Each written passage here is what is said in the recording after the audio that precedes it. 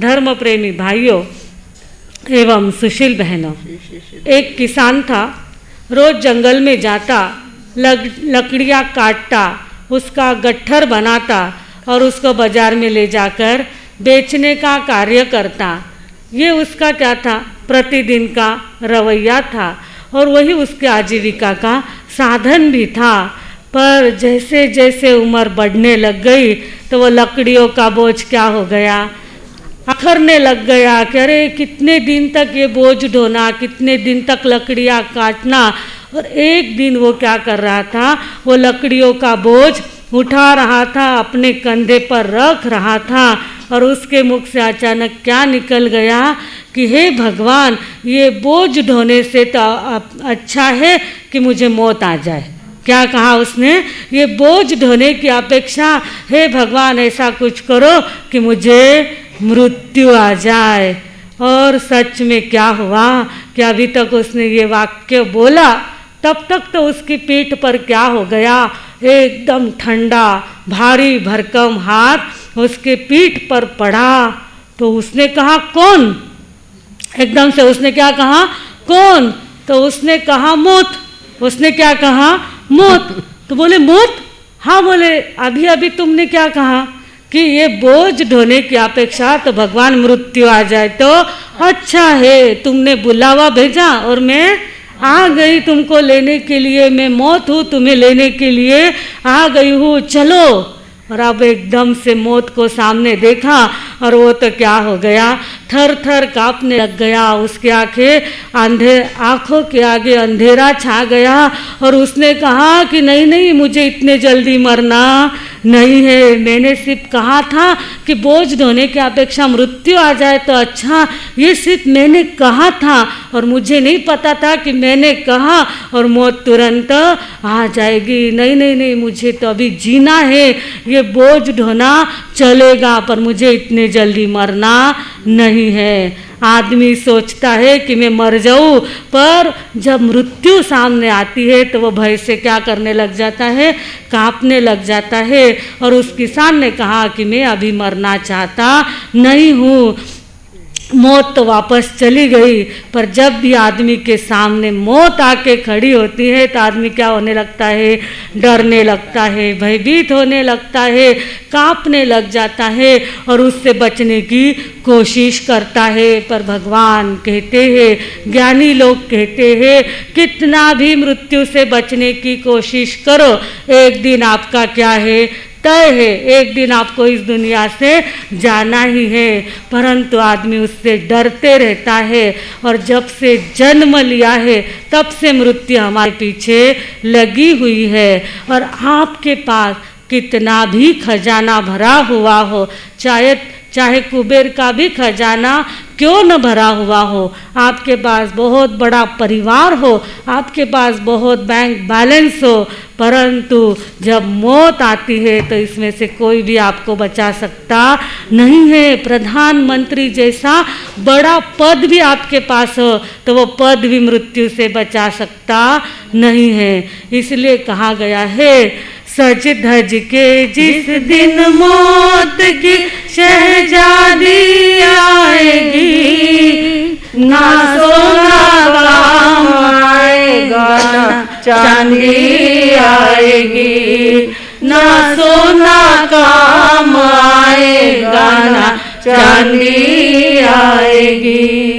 जब मौत आएगी, कितने भी खजाने भरे हो, एक भी पैसा उसमें से काम आने वाला नहीं है। फिर भी आदमी क्या करता है, रोज इकट्ठा करता है, रोज इकट्ठा करता है। मालूम है सब यहीं पे छोड़ के जाना है, क्योंकि कफन में जेब होती नहीं है, सब यहीं छोड़ के जाना है। फिर भी आदमी क्या करता है, भरने के पीछे लगा हुआ है। फ्लैट कम पड़ रहे हैं, बंगले कम पड़ रहे हैं, रोज का सामान ज़्यादा से ज़्यादा इकट्ठा हो रहा है। आगाह अपनी मौत से कोई बशर नहीं, आगाह अपनी मौत से कोई बशर नहीं। सामान 100 बरस के कल की खबर नहीं, सामान 100 बरस के कल की खबर नहीं। भगवान कहते हैं कल की नहीं, पल की भी खबर नहीं है। खाते खाते लोग जा रहे हैं, चलते चलते लोग जा रहे हैं, जाना ही पड़ता है। जब उसका बुलावा आ जाता है, बाकी सब बुलावे अपन रद्द कर सकते हैं, पर वहाँ का बुलावा आ गया तो सबको जहाँ जैसे है उसको छोड़कर वहाँ से जाना पड़ता है। कोई उसको रुकाने वाला इस जन्म में तो पैदा हुआ नहीं है। बड़े माँ साहब हमेशा कहते हैं कि जाना है तो भले ही आप चले जाओ, हम तो यहाँ पे रुकने वाले हैं। ऐसा अमर पट्टा लेके कोई भी इस दुनिया में आया नहीं है।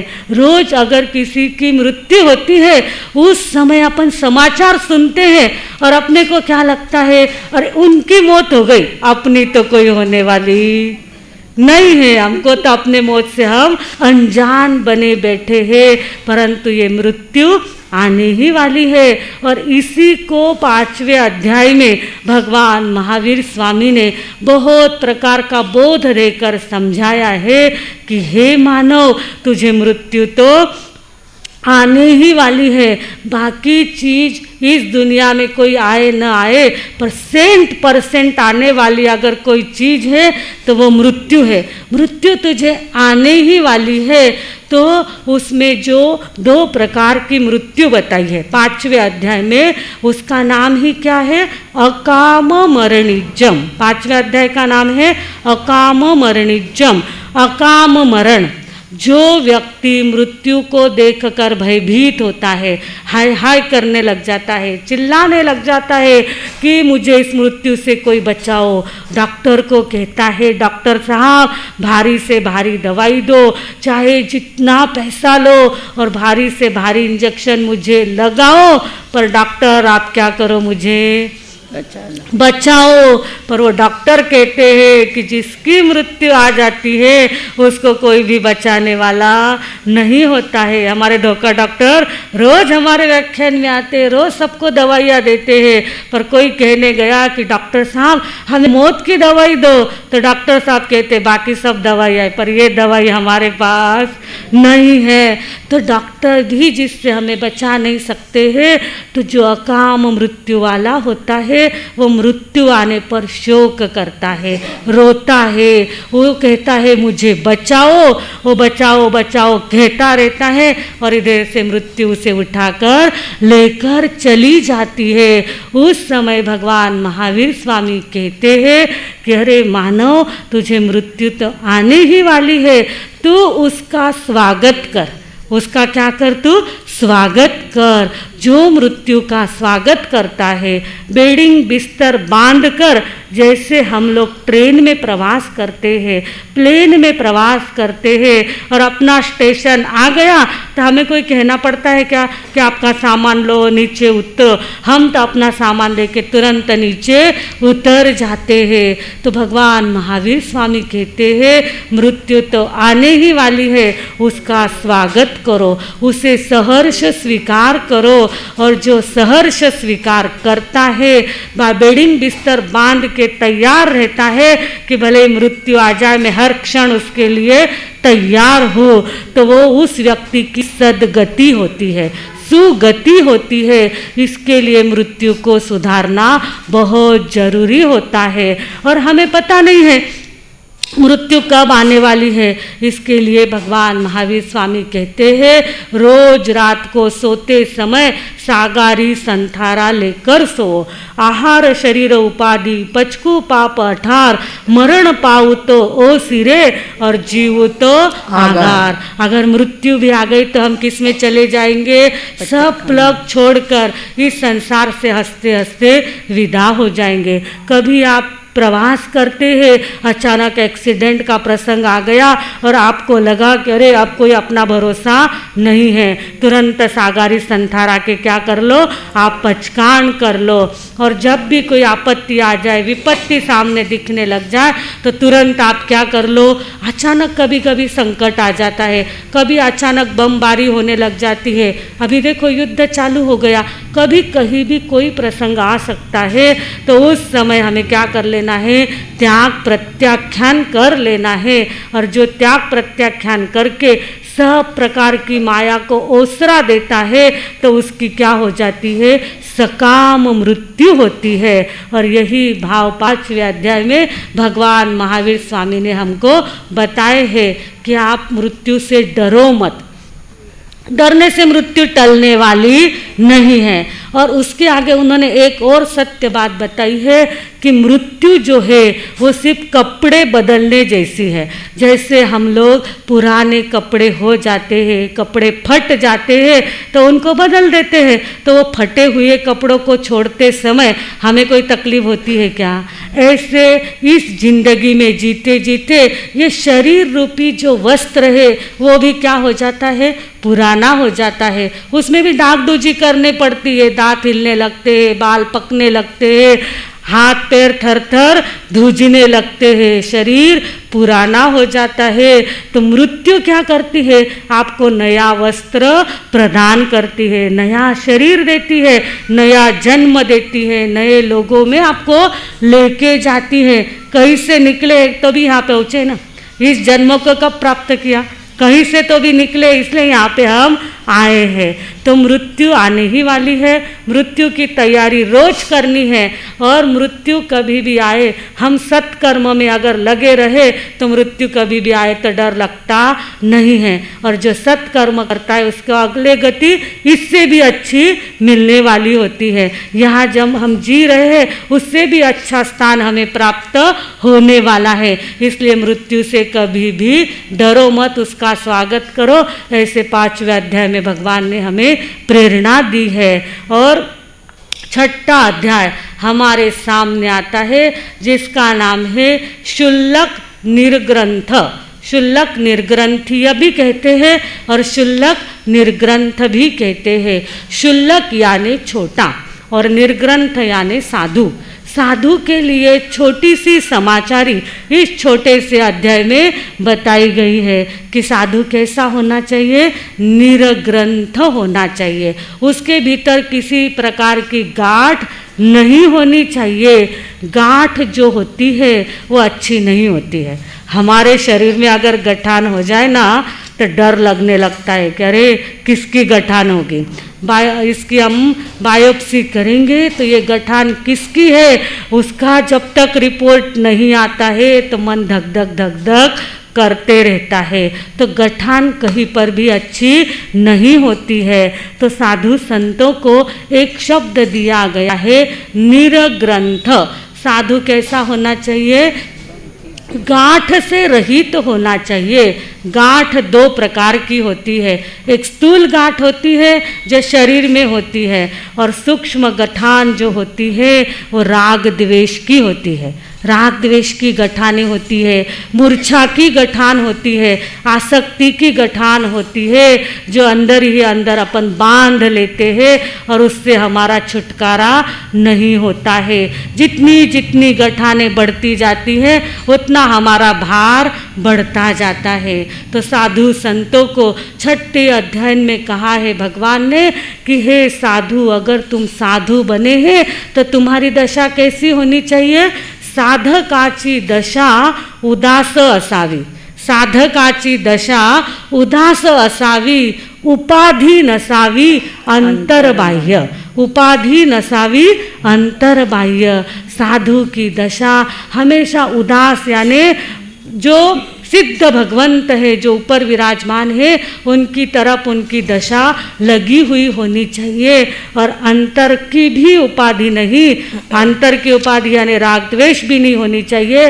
और बाहर का जो संग्रह है, साधु संतों को कहा गया है कि बाह्य परिग्रह भी इकट्ठा करना नहीं है। जैसे पंछी होता है, पंछी आसमान में, पंछी क्या करता है, आसमान में उड़ता रहता है। कुछ सामान होता है क्या उसके पास, खाने की भी उसे चिंता नहीं होती है। दाना मिल गया तो खा लिया, नहीं मिला तो पेड़ पे आके गीत गाते हुए बैठ जाता है। तो ऐसे साधुओं को कहा गया है कि पंछी की तरह आपकी क्या होनी चाहिए, जीवनचर्या होनी चाहिए। संग्रह ना करे, भोजन की भी चिंता ना करे, मिल गया तो खा लिया, नहीं तो उपवास करके आनंद मना लिया। ऐसी साधक की दशा होनी चाहिए। और ऐसा ही जो साधक होता है वो परम गति को, सद्गति को प्राप्त करता है। ये भाव 6ठे अध्याय में भगवान ने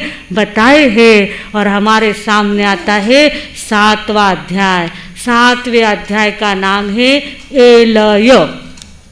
अध्ययन के नाम याद करना है, बाकी हमें आपसे कुछ भी नहीं चाहिए, पर 36 अध्ययन के नाम तो भी जो यहाँ पे प्रवचन सुन रहे हैं, जो ऑनलाइन भी सुन रहे, सबके याद हो जाने चाहिए। 7वें अध्याय का नाम क्या है, एलय। एलय यानी बकरा। एलय अर्थ क्या होता है, बकरा। तो इस 7वें अध्याय में भगवान ने 5 हमें उदाहरण दिए हैं, छोटे छोटे 5 उदाहरण इसमें दिए हैं और उसके माध्यम से हमें तत्वज्ञान सिखाया है। तो इसमें सबसे पहला उदाहरण जो है वो एलक का आता है। एलक यानी बकरा। एक घर में क्या था, एक मालिक था, उसका बहुत बड़ा आलीशान घर था और उस घर में एक तरफ बकरा भी था और एक तरफ दूध देने वाली गाय भी थी और उसका छोटा सा बछड़ा भी था। तो गाय का जो बछड़ा था वो देखता कि मेरी माँ रोज इस मालिक को दूध देती है, पर ये मालिक क्या करता है, दूध के बदले में हमें घास डालता है, सूखी सूखी घास डालता है। माँ को तो हरी देता है और मुझे तो सूखी घास देता है। और उसी के सामने वहीं पे बाजू में एक बकरा पल रहा होता है जो एकदम धष्ट पुष्ट होता है। और वो जो मालिक रहता है उसको क्या करता है, मेवा मिष्टान्न देता है, मिठाई देता है, ड्राई फ्रूट देता है। और वो एकदम से खा पी के क्या हो गया, तगड़ा बन गया। तो बछड़े ने माँ से कहा कि माँ तू तो दूध देती है और बदले में ये घास देते हैं हमको, और ये बकरा तो दूध भी नहीं देता और इसको क्या करता है मालिक, रोज अच्छा अच्छा खाने को देता है। देख कितना वो एकदम धष्ट पुष्ट हो गया है। तो माँ ने कहा कि अरे थोड़ा रुक जा, तुझे पता चलेगा जो अच्छा अच्छा खाता है उसकी गति क्या होती है। और एक दिन अचानक घर में क्या हो गए, मेहमान आए। और मेहमान जब आए तो वो घर तो कोई जैन का नहीं था,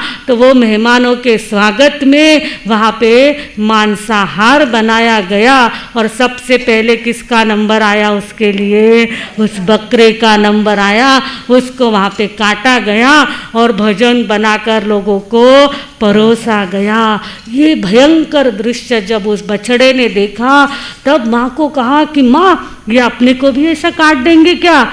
तो माँ ने कहा कि जो लूखा सूखा खाता है उसको कोई भी तकलीफ देता नहीं है, जो स्वादिष्ट और गरिष्ठ खाता है उसको ऐसी तकलीफ भोगनी पड़ती है। इसके लिए तू डर मत। और इसके माध्यम से प्रभु ने हमें संदेश दिया है कि जो त्याग करता है उसको किसी प्रकार का दुख नहीं होता है। और जो भोग में रचे पचे रहते हैं उनको इस तरह से जैसे वो बकरा मर गया ऐसे कभी भी उनकी मृत्यु हो सकती है और उसे दुर्गति में जाना पड़ता है। गुजराती में कहा गया है, जे करे त्याग तेना जागे भाग, और जे करे मजा तेने मळे सजा। जो मजा करता है, अपना ऐश आराम के लिए दूसरे को तकलीफ देता है, उसे सजा भोगनी पड़ती है। पर जो त्याग के मार्ग पर चलता है उसकी हमेशा विजय होती रहती है। ये पहला उदाहरण 7वें अध्याय में बताया है। और दूसरा उदाहरण बताया है कि एक भिखारी था और उसने बहुत मेहनत करके 1000 रुपये उसने क्या कर लिए, जमा कर लिए। 1000 काकीनी उसने जमा करी। और जमा करने के बाद उसने सोचा कि अपने को रोज खर्चे के लिए कितना लगता है, थोड़ा सा लगता है, तो उसने 1 रुपया छुट्टा कर लिया, उसके 10-10 पैसे बना लिए और बाकी 999 एक पोटली में भर के रख दिए। कुछ भी खर्चा करना है तो एक एक काकिनी वो देते जाता। उसको पहले ज़माने में काकिनी कहते थे, पैसे को काकिनी कहते थे, रुपए को काकिनी, पैसे को काकिनी कहते थे। उसने वो एक एक पैसा खर्च किया, पर एक दिन क्या हो गया, उसने देखा कि अरे 999 तो बचा के रखे हैं, परंतु जो मैंने खुले पैसे किए थे उसमें से एक पैसा कहीं तो भी रह गया है। और एकदम से उसको ध्यान में आ गया, अरे एक पैसा भी व्यर्थ जाना नहीं चाहिए, वो एक पैसा जहाँ पे गिर गया है ना, मुझे जाके उसको भी वापस लेके आना चाहिए। तो उसने क्या किया, जो 999 रुपए की थैली थी वो निकाली और उसको क्या कहा, इतना कहाँ वापस लेके जाऊँ, कहीं वापस गिर जाए, वो हो जाए। तो उसने एक गड्ढा खोदा और उस गड्ढे के भीतर उन पैसों को दबा के रख दिया, ऊपर से मिट्टी डाल दी और ऊपर एक निशान लगा के रख दिया। और एक पैसा जहाँ पड़ गया था उसको लाने के लिए वो गया, और गया तो उसको एक पैसा तो वहाँ पे मिला ही नहीं। और वापस आप यहाँ पे आता है और गड्ढा खोद के देखता है तो 999 रखे हुए थे, वो भी वहाँ से पोटली गायब हो जाती है। क्योंकि जब वो गड्ढा खोद रहा था तब एक व्यक्ति ने उनको देख लिया था और उसने वहाँ से वो पैसे क्या कर लिए थे, चुरा लिए थे। भगवान कहते हैं अल्प सुख के लिए, जो क्षणिक सुख है, थोड़ा सा सुख है, उसको प्राप्त करने के लिए जो शाश्वत सुख है उसको आप क्या करते हैं, दूर कर देते हैं, उसको आप गवा देते हैं। थोड़े से के लिए बड़ा का त्याग मत करो। 999 रुपये बचा के रखता, एक पैसे को मुँह छोड़ देता तो 999 बच जाते, पर एक पैसा बचाने के लिए गया और इधर सब कुछ उसका खाली हो गया। इसके लिए कहा गया है, चाही थी बड़ी तो छोटी भी गई, चाही थी बड़ी तो छोटी भी गई, मांगा था केक तो रोटी भी गई, मांगा था केक तो रोटी भी गई। हमारी बातें न मानी अकबर कि पतलून की ताक में लंगोटी भी गई, पतलून के ताक में लंगोटी भी चली गई। कभी कभी हम छोटे छोटे मोह में फंस जाते हैं, छोटे छोटे आकर्षण में फंस जाते हैं और बड़े बड़े अच्छे लाभ हमारे जीवन से निकल जाते हैं, छूट जाते हैं। इसके लिए ध्यान में रखना है, अल्प के लिए बड़े का त्याग नहीं करना है, क्षणिक सुख के लिए शाश्वत सुख से दूर नहीं जाना है। ये इस कथा के माध्यम से भगवान हमें समझाते हैं। और तीसरा उदाहरण इसमें आता है कि एक राजा था, आम खाने का बहुत शौकीन था, इतना आम खाता था, रात दिन आम खाते रहता था। पर कहते ना कि आती तिथे माती, किसी भी चीज़ की अति करो तो उसकी माती हुए बिना रहती नहीं है। एक समय ऐसा आया कि राम जो राजा था उसको आम पचने को तैयार नहीं, वो इतना बीमार हो गया, इतना रोगी हो गया, इतनी उसको तकलीफ हो गई, इतना पेट दर्द होने लग गया। सभी वैद्य हकीम आए, दवाई दी, पर वो पेट दर्द कुछ ठीक होने को तैयार नहीं। पर एक अनुभवी वैद्य आए, उन्होंने दवा दी और राजा को दवा देते हुए कहा कि देखो, अगर मृत्यु से बचना है, बीमारी से बचना है तो एक बात का ध्यान में रखना, जिंदगी में वापस कभी आम खाना मत, और अगर खाया तो उसी क्षण आपकी क्या हो जाएगी, मृत्यु हो जाएगी। तो राजा ने कहा कि मृत्यु से भला आम छोड़ दो, मृत्यु आ जाएगी उसकी अपेक्षा तो आम खाना छोड़ दिया। उन्होंने आम खाना छोड़ दिया। बहुत दिन बीत गए, पर जो एक बार आदत लग जाती है, जो एक बार स्वाद आ जाता है तो वो बार बार खाने की इच्छा होती है। राजा एक बार जंगल की सैर के लिए गए और वहाँ पे देखा तो आम का इतना सुंदर बगीचा था और उस बगीचे में ताजे ताजे आम लगे हुए थे। तो मंत्री ने कहा, राजन यहाँ पे नहीं जाना है, यहाँ पे आम का बगीचा है, आपको आम खाने की इच्छा होगी। तो राजा ने कहा, नहीं नहीं ऐसा नहीं होता है, आम को देखूंगा तो सही, मेरा प्रिय फल है, मैं उसको देखूंगा, उसका सुगंध लूंगा और आनंद मनाऊंगा। मंत्री ने बहुत मना किया पर राजा अंदर गए और कर्म धर्म संयोग से क्या हुआ कि जोर की हवा चली और एक आम का फल राजा के आगे आके गिर गया। राजा ने उसे हाथ में लिया, उसकी सुगंध लेने लग गए। मंत्री ने कहा कि राजन ये आपके लिए अपथ्य है, मत हाथ में लो। राजा ने कहा, देखने से क्या होने वाला है। राजा ने हाथ में लिया, वो सुगंध आते आते इतनी खाने की इच्छा हो गई और कब आम खा लिया राजा को ही पता नहीं चला। और जैसे ही आम खाया इतना पेट दुखने लग गया। मंत्री ने जैसे तैसे राज्य तक उनको लेके गए, राज दरबार तक, और जैसे राज दरबार में पहुँचे इतने छटपटाने लग गए और देखते ही देखते राजा की क्या हो गई, वहाँ पे मृत्यु हो गई। भगवान कहते हैं ये इंद्रियों की आसक्ति, रसनेन्द्रिय की आसक्ति जो होती है वो हमें कहाँ तक, मृत्यु तक हमें पहुँचा देती है। इसके लिए रसनेन्द्रिय पर क्या करो, विजय प्राप्त करो। बहुत लोगों को शराब की आदत लग जाती है, सिगरेट की आदत लग जाती है, गुटखे की आदत लग जाती है, पता है शरीर के लिए हानिकारक है, फिर भी वो आदतें छूटती नहीं है। लिवर खराब हो जाता है और मृत्यु को आमंत्रण मिल जाता है। इसके लिए भगवान कहते हैं आदतों के स्वामी बनो, गुलाम मत बनो। ये संदेश हमें इस कथा से मिलता है। और चौथा उदाहरण भगवान इसमें देते हैं कि एक सेठ थे, उनके 3 पुत्र थे।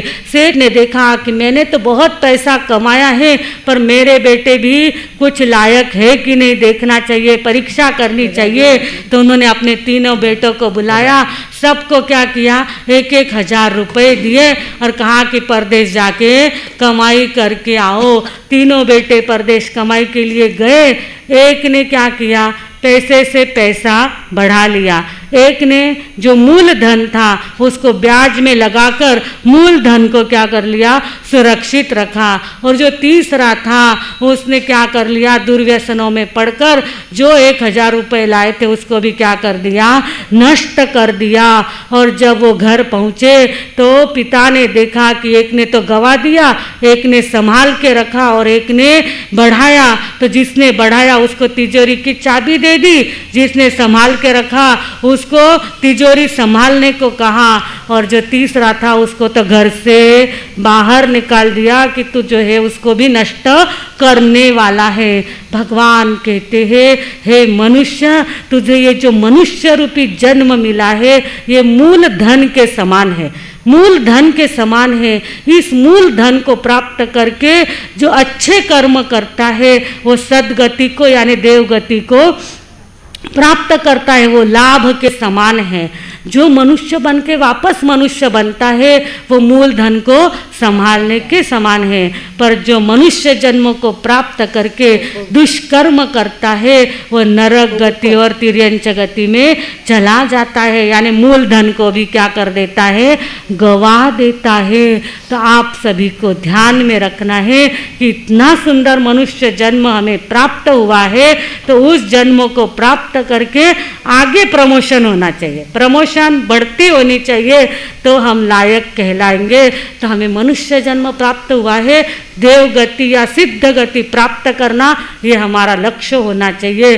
और जो सत्कर्म दुष्कर्म करते वो तो कहाँ चले जाते हैं, नरक और तिर्यंच गति में चले जाते हैं, क्योंकि वो क्षणिक भोगों में आसक्त हो जाते हैं और जो शाश्वत सुख है उससे दूर चले जाते हैं। और भगवान ने 5वां उदाहरण दिया कि जो इंद्रिय के भोग है, जो क्षणिक सुख है वो अल्प होते हैं, ओस बिंदु के समान होते हैं, और जो शाश्वत सुख है वो सागर के समान विशाल होते हैं। तो हे मानव, तुम विशाल जो सागर के समान सुख है उसको प्राप्त करने की दिशा में अपने कदम बढ़ाओगे तो यह जो मनुष्य जन्म प्राप्त करना सार्थक हो जाएगा। इस तरह 5-5 उदाहरण देके हमें मनुष्य जन्म की दुर्लभता भगवान महावीर स्वामी ने बताई है। इसकी दुर्लभता को समझे और इसमें रहते हुए अच्छे से अच्छे सत्कर्म करके सद्गति को हम प्राप्त करें। इसी शुभ भावना के साथ में विराम लेती हूँ। ओम शांति। हर